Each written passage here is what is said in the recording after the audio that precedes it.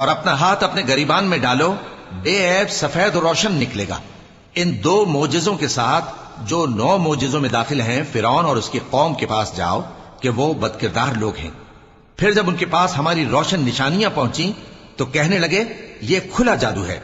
اور بے انصافی اور غرور سے ان کو ماننے سے انکار کیا، جبکہ ان کے دل ان کو مان چکے تھے۔ سو دیکھ لو کہ فساد کرنے والوں کا انجام کیسا ہوا۔